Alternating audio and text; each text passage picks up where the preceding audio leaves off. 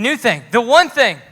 That's what we're doing tonight. The one thing, not the new thing. Tonight we are preaching on the one thing. But before we get into all of that, just wanted to say a couple things and remind you guys, hey, we got Rock the Universe coming up. Make sure that you've got that money that you're going to get turned in by next week. Somebody left their glasses right here. This isn't good. I'm going to crush these things. Who is it? Come get it, man. Or I'm going to crush them. Oh, my God. Whew. That's Isaac. Also wanted to just say, man, good job, Rachel, leading us in worship. Thank you so much. Thank you, whole band. Thank you so much. I don't mean to just pick on Rachel, but, man, thanks, band, TNT Band, for, that they come in every single Thursday night in here to practice for hours on end just to make sure that they do such a great job to lead us in on Tuesday night. So thank you guys, all of you, for doing that, for sacrificing like that for all of us. I appreciate it. All of you did a wonderful job. Thanks, Allison, for leading that team. Everything you do to sow into them, pour into them, I'm grateful for you. Also wanted to just say thanks to some people who helped out with getting our app launched, like Luke Romanoff, Hannah Pinnell, who's not here because she got poop in her eye or something like that. She got pink eye, which that's how you get that. Just saying. I hope you're watching online. But also people, like the DeMarzos, that they've already got 2 of the shows out on the podcast. It's been awesome. I've been loving listening to it. There's good stuff happening. They've already interviewed Aiden Johnson on it. So if you want to go check that out, that's on there too. It's cool stuff. So lots of good stuff that God's doing. Lots of new things here in 2019. And I'm excited about what God's got next and big and even greater things this year. It's going to be really cool. Also wanted to say thanks to Josh, my brother Josh, who preached a couple weeks ago when we did Split Week. Did an awesome message on just making this year count, right? I mean, my junior hires were in here going, yeah, I'm going to make this year count. And then Allison bringing the word last week. Did an awesome job whenever I was away. Thank you so much. Just giving a perspective of let's make sure that we don't miss what's right in front of us, right? Just like Twister said. I don't know why I went back. I'm sorry. None of you even know what Twister is. In 1996, there was a movie with Bill Paxton and Helen Hunt chasing twisters, which are tornadoes, in which he says, stop looking in the past and look at what you got right in front of you. She goes, what are you talking about? Me, Joe. So anyway, go watch that movie. It's worth it. But don't miss what's right in front of you. That was her message, and it was awesome. It made me think about some things. I was actually thinking about, well, maybe we should pray before I get into this because, oh, Jesus, do I need his help.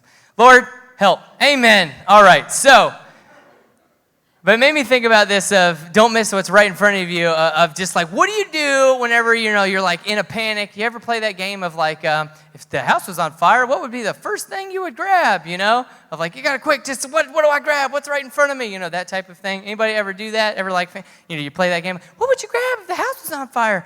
And I remember like back when I used to do that, I had a snake who now Danielle Portnova has him. There she is, Max. He's like 20,000 years old now. But I had this ball python. I was always like, I'd make sure I'd grab Max, And I was like, well, I'd grab my box of memories. Does anybody have a box of memories? I knew Sydney did. Of course she did. But yeah, what? Your phone? No, come on, dude.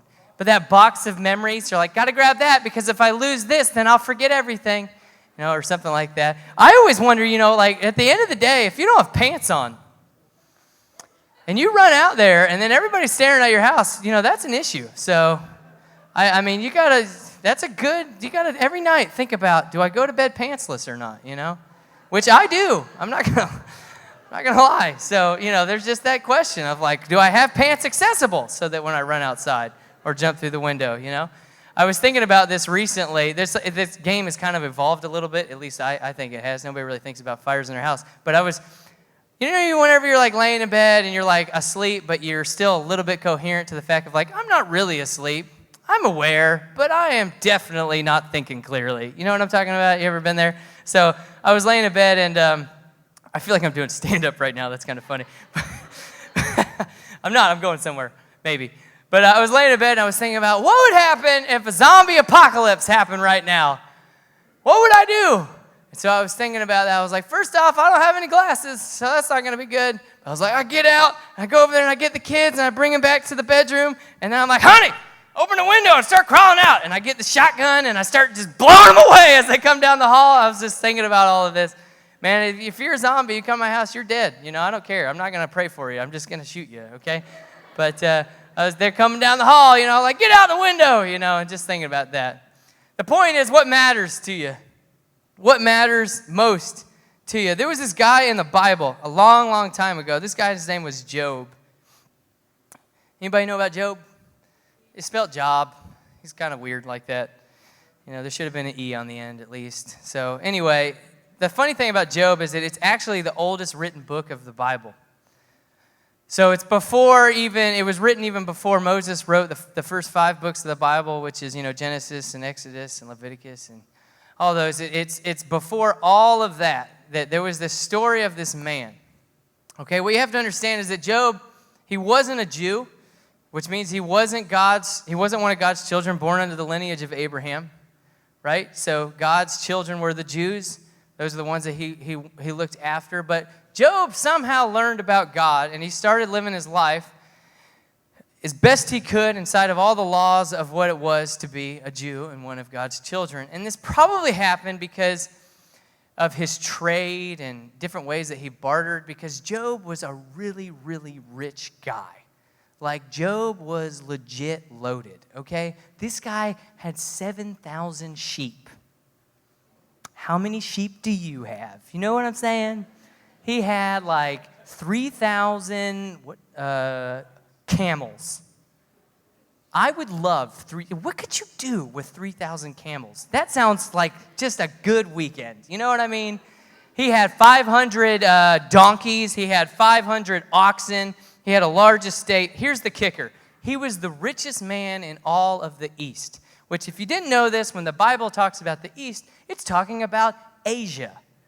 He was the richest man in Asia. This guy was loaded. And somehow he lost it all, including his wife and including his kids. What's the one thing you can't live without? There's a couple things you can't live without. There's things like electricity, right? We can't live without electricity. That would just suck, right? We can all agree on that. If we all just, that's like our cars, that's like our homes, that's our phones that Braden's playing on right now. Like that, that's all of that stuff. It's probably even our bodies at this point. You know what I mean? If we lost electricity, we're all just going down. What about shelter? You need shelter, to go home, be at a place. Otherwise, I don't know if you know this, but there are things like the elements. It got to 40 degrees last night. That's ridiculous. This is Florida. You know what I'm saying? But you would die from elements, or maybe wildlife. There's black bears out there. This is Florida. It happens. Or eastern diamondback rattlesnakes. Something like that would happen. Or even just sickness and disease because you're never inside. How about sewage? Wouldn't that be a great thing? You ever think about the fact if you didn't have a toilet, didn't have a septic system, how quickly we would all die? I mean, we would die really, really fast. I mean, Hannah's got pink eye. You know what I mean? And she's got a sewer and everything like that, and yet somehow she's got pink eye. All of us would be just walking around going, oh my God, get it out of me. You know what I'm saying? It'd just be everywhere. In fact, even England, London was the second city in all of the world to get 1 million people back in the 1800s. But the problem was that they had no septic system whatsoever. So when they grew that large, the Thames became their sewer, the river that ran through London. And it was the most disgusting thing ever that only within a few years, hundreds of thousands of people died from all of these plagues because they had no proper way. What about fire? Fire is another thing that we couldn't live without. It cooks your food. It starts your car. It keeps you warm, all of those things. What about modern medicine? The fact that we can actually live past 40. Hey, couldn't do that 100 years ago. I don't know if you knew that, but water, the sun. But okay, who gives a crap about those, right? You're like, those aren't going anywhere. The sun's not leaving. And if it did, we would all just turn up an ice cube and float through space. But the sun's not going anywhere. Let's think about maybe on the lighter side. Who couldn't live without their phone? Braden. Who couldn't live without just entertainment? A good book? Anyone? No? Oh, there's a couple. Good for you guys. Good. How about coffee? Who couldn't live without coffee? I probably have 3 cups today. And now you all know why I'm talking so fast. Who couldn't live without Hulu and Netflix and YouTube? It's everything. YouTube is the greatest teacher now. You know what I mean? Like, I need to know something. YouTube it. Who cares? I don't even care. I don't need a teacher anymore. I have YouTube.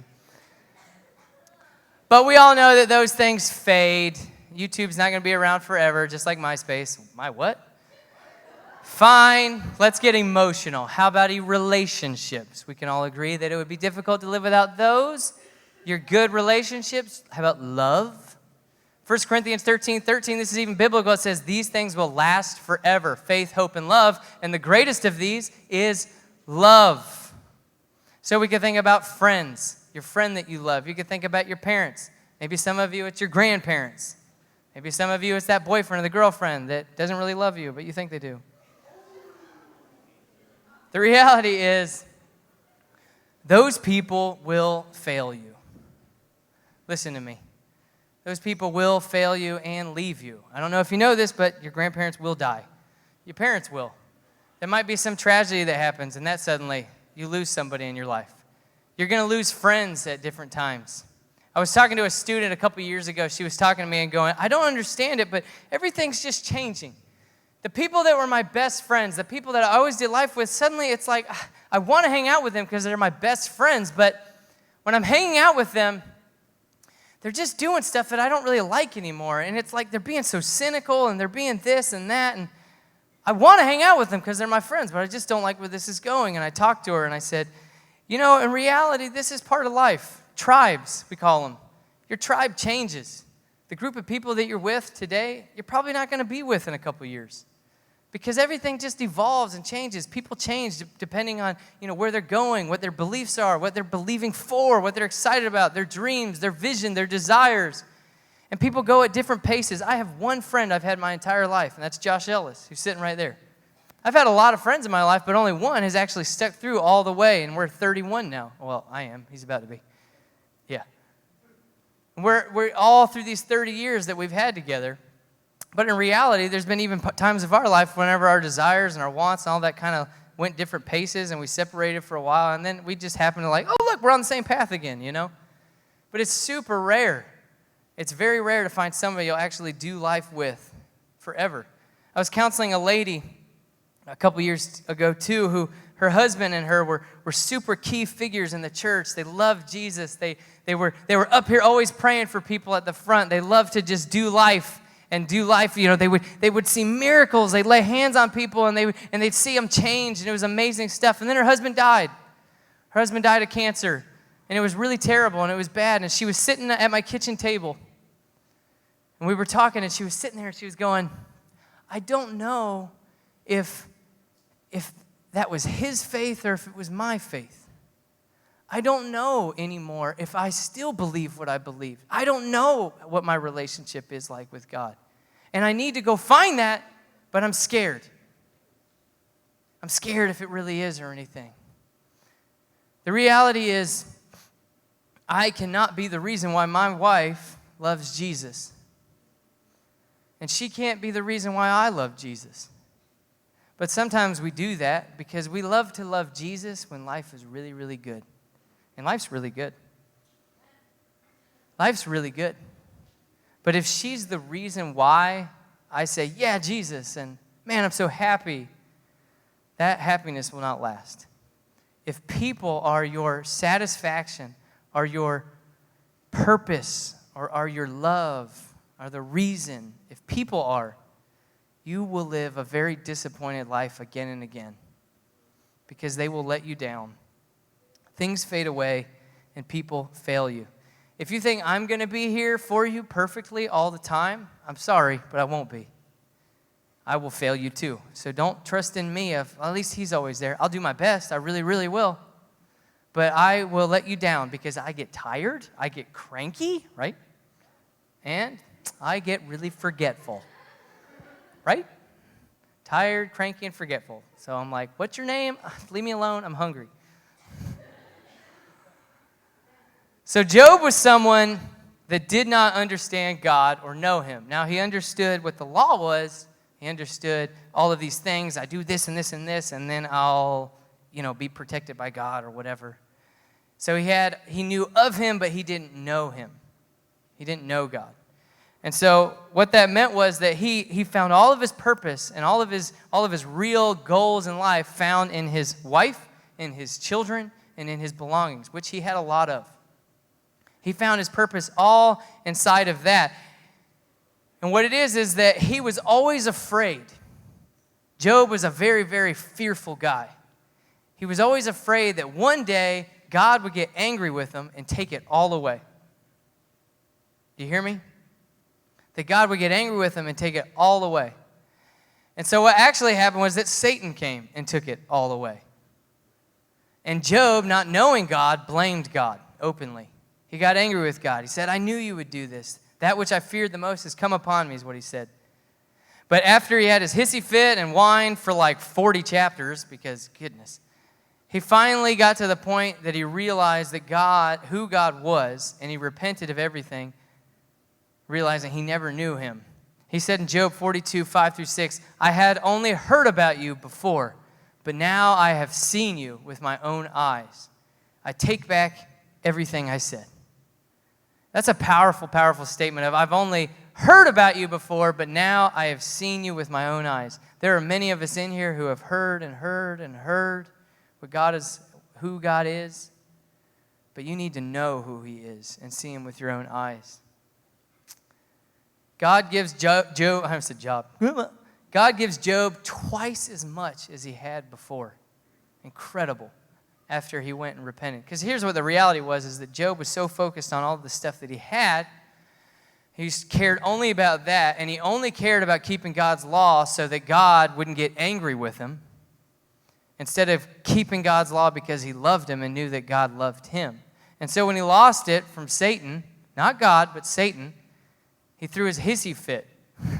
But when he finally came to understand who God was through a man named Elihu, he realized, okay, now I get it, and repented. And at that, God gives him back twice as much as he had before. Andy Law wrote a book named Creative Company, in which he said, unless you are prepared to give up something valuable, you'll never be able to truly change at all. Somebody say change. Because you'll be forever in the control of things you can't give up. Change equals growth. You want to grow in your life, you're going to have to change some things, period.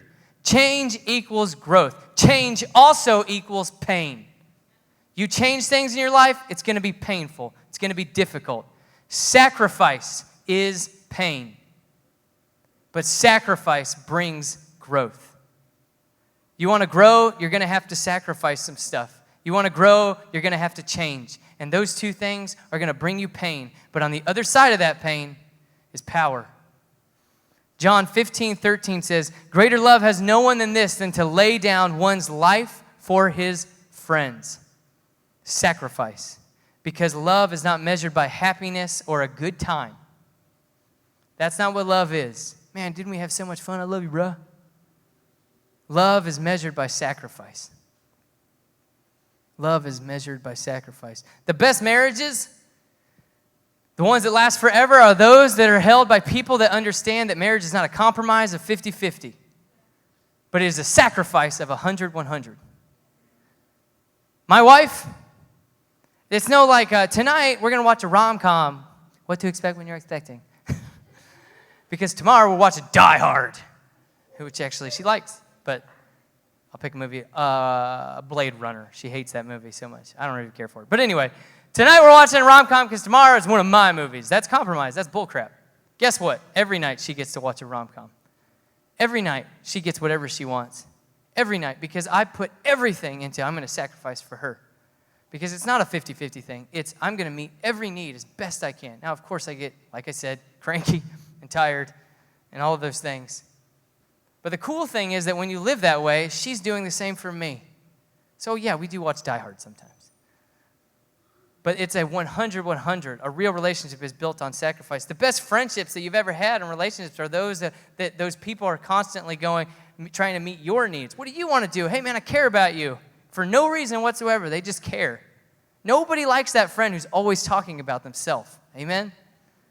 Nobody likes that friend who's just constantly saying, man, I did this, oh man, and they never ever ask you how you're doing. The best friendships are the ones with those that go, man, how are you? Can I get you something? Hey man, I'm getting up and I'm going, you want? Those are the better friendships, the one that sacrifice. The truth is there's not one thing that will meet all of your needs. It's not a question of what is the one thing that will meet all your needs. It's a question of who is the one thing that will meet all of your needs. And there is only one who will meet all of your needs. There is only one. The man who said, greater love has no one than this, than to lay down one's life for his friends was the man who sacrificed his life for all of us. He said, there's no greater love than this, and that's why I'm about to do this. Because all of us have sinned. All of us have messed up. All of us have fallen short. We all know that we are damaged goods. We all know at the end of the day, we're not worth it. And because of that, we all deserve hell. Because we've messed up. Because we've lied, we've cheated. And I'm not saying that everything was your fault. But you know that everything wasn't not your fault. Right? But he came, and this is amazing, to call us worthy. He came to make a way for us to not have that. He came, Jesus, so that we could have the promise of eternity with him and his Spirit with us now. His Spirit here providing for us, with us today. I will fail you. Your parents will fail you. Your friends will let you down. Your spouse one day is going to fail you. So don't live for them. Live for him, and all the rest will follow. I am a good husband because of him, not because of her. I love her because I love him. And frankly, I love all of you because of him. I love you because I love him, and he's taught me to love you. The one Jesus brings joyful living. He accepts us. He empowers us. That means that he doesn't just say, yes, I want you, but I have a purpose for you. I want you, but you're a key figure in my family. You matter to me, and you're going to do great and mighty things. So how will we worship him, God, this year is the question for us. The one thing, how will we worship him? Will we worship him as an afterthought or worship him as the thought? The thought that we're always thinking about. You know, it's funny, a couple years ago, Carly and I were in like a counseling thing. We were just asking us questions and stuff like that. And then they asked about our marriage. And I said, our marriage is great. It's been amazing. It's wonderful. And I said something like, man, she is the thing. She is the greatest thing. She's everything to me. Like, she's the greatest thing in my life, and everything I do is for her. And he was like, that's good, but except Jesus, right? And I was like, yeah. Like, yeah, duh, I'm a pastor. Just felt like, yeah, duh. But the reality is that what I meant by saying that was that everything I do and put my love into is Jesus.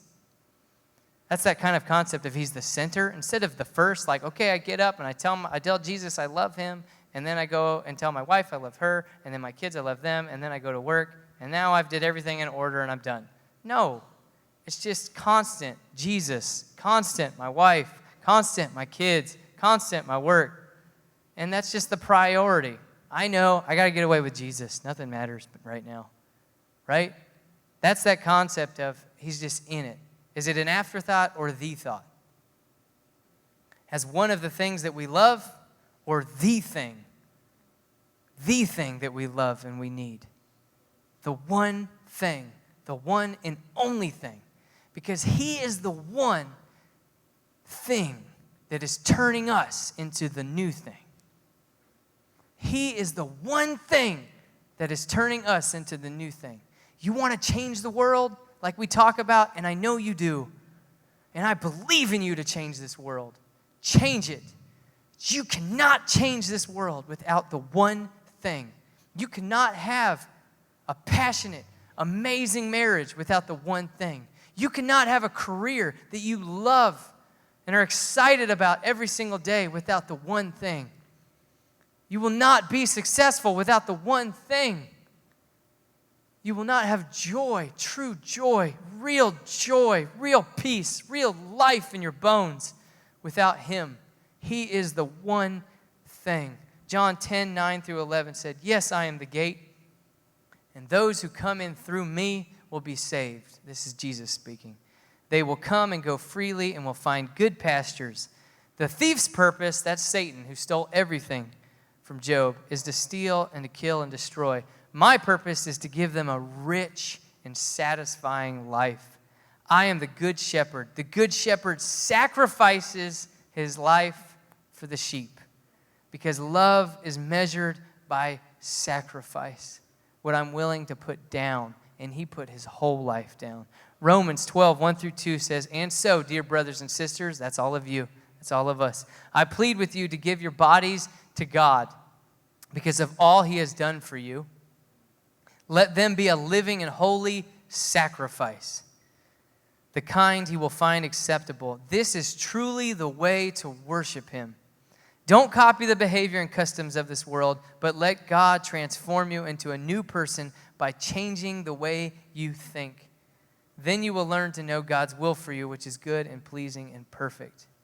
Changing the way you think. You want to change the world, you have to change the way you think. Change the way you think. Love is measured by sacrifice. Not happiness, not compromise, not good times. Love is measured by sacrifice and what you're willing to lay down for someone else. It's the sacrifice of Jesus Christ, and it's our sacrifice, our living sacrifice of our lives given to him in serving and in worshiping him with everything we have. Your purpose on earth is determined by how much you are willing to grow, by how much you're willing to change. You want to have purpose on this earth? Then you're going to have to change. You want to have purpose on this earth? Some of you are like, yeah, man, I want to do it all. Then you're going to have to change. You're going to have to grow.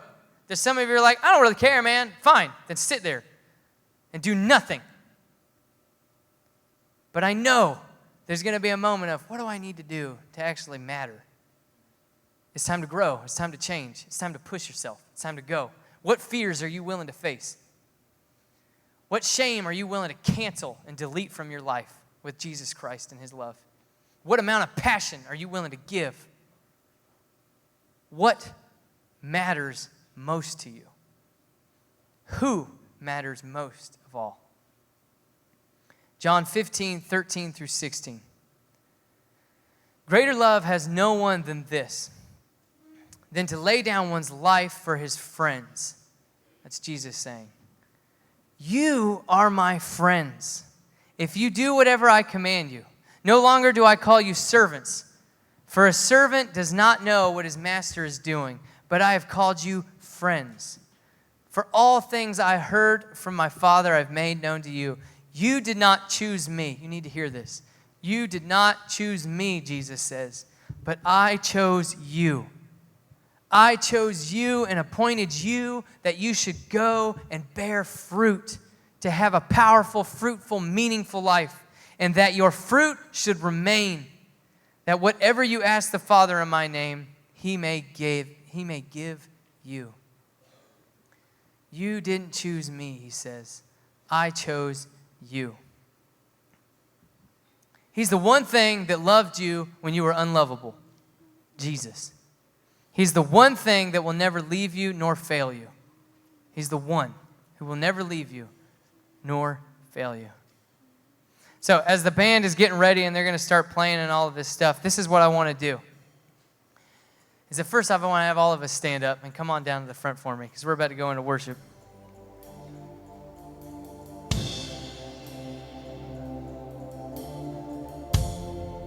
I'm going to read this piece of scripture to you as you guys are coming down, and just listen to me, all right? Stay with me, all right? It says, John 1:10-14, it says, He, Jesus, was in the world, and the world was made through him, and the world did not know him. He came to his own, and his own did not receive him. But as many as received him, to them he gave the right to become children of God. To those who believe in his name, who were born not of blood, nor of the will of the flesh, nor of the will of man, but of God.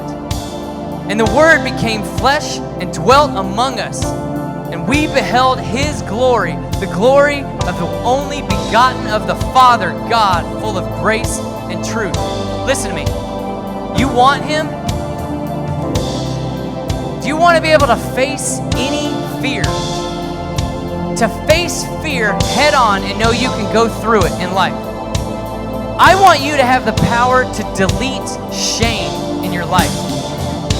That when shame comes and tries to tell you you're unworthy, that you stand on the Word of God and delete it with an instant of, I come boldly before the throne room of grace. I know that I'm a child of God. That you want to be able to live finding purpose and finding what real, true love is. All of us, whether we've accepted them or not, this is what I want us to do. Is that if you want that thing, there is nothing in the way of you having that. The one Jesus Christ who came down from heaven to become a man and died for you so that you can have a life with him. He says, I want to be yours. I want to be yours. I want to live with you and do life with you and be everything for you. I don't want you to hurt anymore. I don't want you to cry at night. I don't want you to wonder what's next in your future. I don't want you to be afraid of if you're going to finish school or if your parents are going to get divorced or not. I don't want that. I want to show you what true dreams are. I want to give you a life that goes, yeah, I want that. Your wildest dreams come true. If you want that and you've never had them in your life, then this is what we're going to do. These guys are going crazy. This is what we're going to do. Then on the count of 3, I'm going to count 3, 2, 1, and we're going to shout 2 things. Because honestly, all it is you saying, be mine. I choose you. Be my one thing. Can we put that up there? And what we're going to do is we're going to scream this on the count of 3. We're going to say, I choose you. Be my one thing. And if you want him in your life, you say those words and he will come and live in your heart. Can we do that? 3, 2, 1. I choose you.